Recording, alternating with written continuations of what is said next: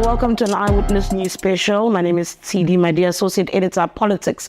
I'm speaking to you from West Africa, specifically from Guinea Conakry.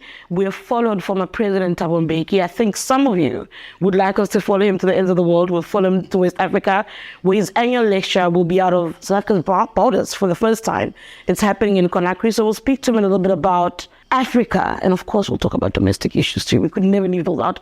Mr. President, thank you so much for joining us. Thanks, Cindy. I just listened to your media briefing where you spoke about the protocols, the instruments exist to deal with Africa's issues, but it almost felt to me, because you spoke about the lack of implementation, and I always put that down to a lack of political will. Is that what it is, though? Is it that Africa has leaders who are just not willing to come to the party to do what is necessary for African people? Is that it? It certainly has to do with leadership. It certainly has to do with that because the policies, I'm talking about continental. Continental. The policies are in place. The policies are there. What is to be done to resolve all of these problems? But I think it may be that political will that you're talking about. It then blocks people, stops people from acting in terms of what is already agreed policy. It's a matter that we need to look at very closely.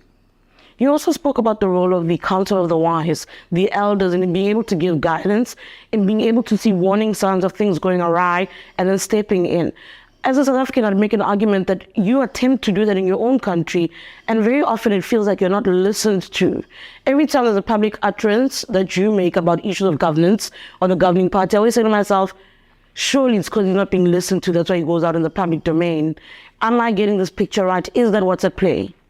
Well, not quite. I mean, really, the point is, we are taking about a person like myself. I'm thinking about the overall thing, that on the continent, if we're to be listening to our elders for wisdom about what is coming, the early warning signs, I'd make an argument that it's not even working back at home, even with you, because you attempt to warn the government of the day that you're going in the wrong direction. And like the elders who are seemingly not being listened to on the continent, even you, it seems like you're not being listened to back at home. Am I making sense? Sure, no, you are. But you stated a supposition. Oh, okay, sorry. That when the reason you say raise matters publicly about a particular point is because you're not being listened to. Well, it sometimes feels like it, but okay. Sure. No, I was saying about that many people say this one is our former president of the Republic of all South Africans. What is his view? So I have an obligation to respond to what the people are asking. It's not because the government has not acted or anything like that. It's because the population expect that this one. I want to view, yes. We want to hear you. But anyway, it's correct to say this thing, that the point we are making. Well, let me put it like this. I think we should, all of us, understand that anybody who gets elected becomes vested in whatever is happening. To change them becomes difficult. If you behave like this, I've behaved like this and nobody's complained, and now you come and you say, but the behavior is wrong, then I'm going to refuse to change. They've got vested interest in what has been happening. I mean, like in this specific example at home, the people in government, they instinctively have feel an obligation to protect one another.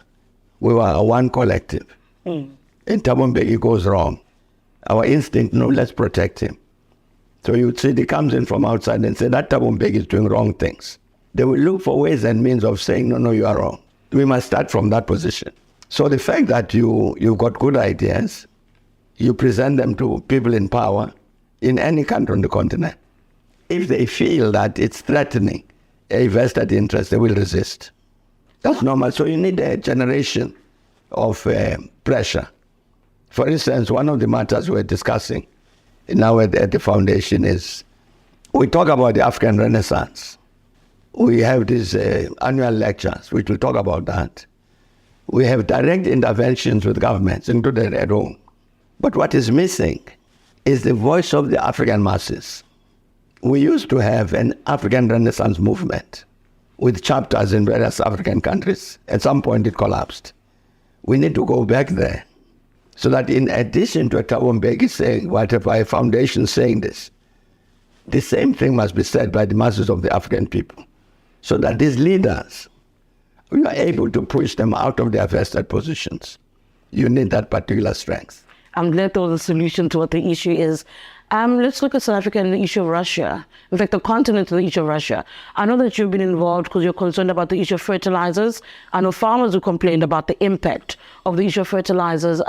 How far along have you been able to get around that particular issue in terms of trying to negotiate to make sure that food security is not disrupted on this continent? Fortunately, you are quite right. We've been concerned about that fertilizer issue. Fortunately, the AU took up the matter. We requested that they must take up the matter. They did. And pass a resolution. We as the African continent are saying the following things. So that resolution then needs to be followed up by the AU with the European Union and the member states of the European Union, who are the ones who are blocking this flow of fertilizer. Yeah. So I'm honestly, I'm not checked with the AU. What have you done since you adopted this correct decision? But that's the key. The key to moving on that is the Africans talking to the European Union and the member states to make sure that they don't block these fertilizers. All right. Speaking of Russia, South Africa finds itself in a dilemma. You've got historical ties versus your economic ties with the United States. I've made an argument that what you're seeing, as far as the Americans are concerned, is stick politics, where they're trying to coerce a particular view in a particular manner. I don't know if that's how you're seeing it. What did you make of Ambassador Brigitti's claims and South Africa's response to the claims? Well, if I was asked a question I'd like to have asked now, I would have said, I'm sorry, the ambassador is wrong. First of all, the law, South African law, prohibits the export of weapons to countries in conflict. It's prohibited. If there's anybody who did that, they need to be arrested, charged, and sentenced. As the first point. Number two, South Africa does not produce weapons of the sophistication that the Russians have. The Russians can't come all the way to South Africa to buy a pistol. So we don't have, we don't have the arms industry in South Africa has no capacity to produce the kind of weapons, of sophisticated weapons, which the Russians are using. So I would have said, I don't believe that story, that there was an export of guns. What is your sense then of what's happening? Well, I understand that there was a view, I think it's from the Americans, that it would not be enough for South Africa to say there were no weapons, because that would not have credibility, that the government is just covering its back. You need an independent process to verify that, which is why President Ramaphosa said a commission chaired by a retired judge to fulfill that requirement, so that whatever report comes from a judicial commission will be credible. I suppose that's why they can avoid it. The issue of our stance, our non-aligned stance, in essence, has always been who we are. What do you think went wrong, though, with the kind of pressure that South Africa's been seeing? Is there something in the messaging that's changed over the years? Have we become clumsy with stating our position? What is it about South Africa's position now that seems to bother certain countries even more so than in the past? Well, I don't know. You see, for the Americans to demand of South Africa that it must abandon its principle and practice of neutrality, it's not going to work. Because look at the African continent has many, many conflicts. You will not find any instance where, for instance, the AU, which has got to intervene to stop a war, starts by condemning one country or one belligerent or the other. Don't. You don't take sides. You want the guns to stop shooting. Please, you people, stop firing. And after that, let's then discuss in order to end the war. It's at that stage that you then point fingers to say you are wrong and you are right. You can't start there, because once you start there by saying this one was wrong and you are right, you cease to be an honest broker. You are partisan, you take whatever side. So the continent is not going to do that. It will maintain that neutrality, but it's in the course of the discussions, the negotiations that you say, but you did a wrong thing, don't repeat it. And therefore the agreement will make sure that doesn't happen. What do we then need to do? President Cyril Ramaphosa in African Day celebrations in South Africa spoke about how South Africa is being threatened for its non-alliance position, that there are threats from mightier countries because they're trying to force a position out of South Africa. What should the country be doing? No, under the kind of pressure, especially when you think about trade and economy that's on its knees at the moment? No, I don't think South Africa should agree to be intimidated by anybody. It will be wrong. They might intimidate you and say tomorrow, we won't buy your bananas, and you succumb. Tomorrow they are going to say, then we won't buy your cars. You can't open that door. No, I don't think South Africa must stand firm and refuse to be intimidated. To arrest Vladimir Putin or not to arrest Vladimir Putin, to have the BRICS conference or not to have it, what ought to happen with that situation? Because that is something that is still hanging over South Africa's heads. The deputy president is meant to come up with some answers. What is the answer? Well, first of all, South Africa is the chair of BRICS this year. South Africa must continue to play its role as chair of BRICS. There's one particular instance in the context of that chairpersonship of BRICS, which is a BRICS summit. So that summit must go ahead. The only question, should it meet in South Africa? The summit must go ahead. I don't think it can take place in South Africa because in terms of our legal obligations, we would have to arrest President Putin. But we can't do that. Nope. There's no way we're going to do anything like that. We all know we can't do that. Can't. Yeah. So you either have the summit held elsewhere in one of the BRICS countries, chaired by South Africa, or you make it virtual, whatever can be agreed among the member states. But I do not believe that you could bring a President Putin to South Africa. I don't think it's possible. South Africa was not invited to the G7 summit. Is that something that we should read more into it? Does it say something about our position on the continent? Because often you've been seen as a gateway into the continent. Does it actually matter? No, it doesn't really. When the African continent started getting invited to those meetings, it was the G8. We worked out our own development program on the continent, NEPAD, and we said to the G8, then they must design their own policies relative to Africa, bearing in mind NEPAD. So what they did was to produce what was called the G8 Africa Action Plan. Now that G8 Africa Action Plan needed coordination with NEPAD. Hence the invitation to us to attend G8 meetings. It was to have oversight of the implementation of these agreed programs. They are no longer there. So there's no, when we were at G7 and we invite South Africa to come to do what? There's no joint program to implement, nothing. It's good for the G7 because they can say we're in touch with the whole world. But it's got no significance. But I need to ask you a question about South Africa where you have a cholera outbreak in Gauteng. What does that also say to you about our country? I'm still reeling from shock that we're in a situation where a place like Hammanskraal has had water problems since the early 2000s. And now you're hearing of people dying at the level that we've been hearing. What does that say to you about where we are as a country? It says that we have a serious problem of the deterioration in the quality of governance. That deterioration has been with us now for a number of years. This cholera outbreak in Hammanskraal is an illustration of that.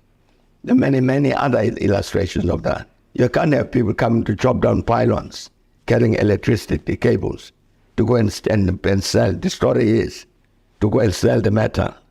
Doesn't make sense.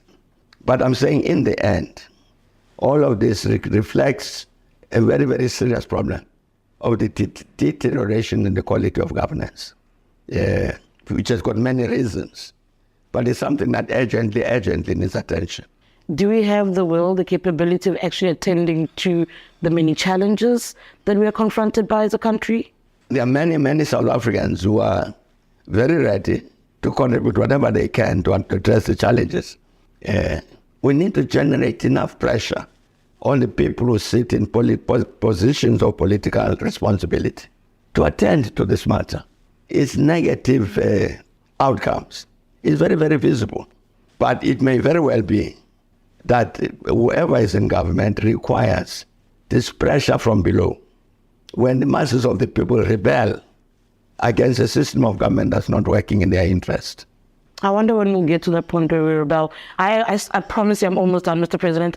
In 2021, you had campaigned for the governing party and you said you came back up because they're finally being honest about what's going on. 2024, we're going into 2024. What happens with you now? Do you still go back to the streets and campaign for your political party? Do you still feel it's being honest with South Africans about what's going on? It's a legitimate question, but when I'm able to answer it today, I'm not sure. It's a legitimate question because indeed, there are many things that are going wrong which are not being attended to. I can't go to the ordinary people of our country and vote for these people who are doing wrong things. You can't say that. So I'm saying my answer is still outstanding, but it's a very legitimate question. After having some confidence, you find yourself having questions. The last question from me, Mr. President, is, it's got to be love. The fact that you're at your age and you're still running around trying to do work for the continent has to be love. Do you think that finds expression in your home country? Do people understand your vision for the continent? Are you finding that South Africans get what you talk about when you speak about Renaissance, when you speak about what the continent's, what the goals are for the continent, when you look back at what the Kwames and the Haile Selassies wanted as far as a united, integrated and economically thriving Africa? No, Tshidi, I think we have not done enough to communicate those messages to our people, the ordinary people at home. But instinctively, I think many of them will understand. But we have not done enough to explain to them so that they come more consciously to support what we're trying to do. It will be our fault. But I'm sure that instinctively, many of the ordinary people at home would say, well, if it's him who's trying to do this thing, benefit of the doubt at least. But we have to do more work ourselves to educate our own people about the critical importance of the success of the continent. Success of South Africa also depends on the success of the rest of the continent. So you can't walk alone and everybody else is sinking. Thank you, Mr. President. That's former President Thabo Mbeki speaking to us from Conakry about the continent, the country, and what we all need to do to fight for Africa. Thank you.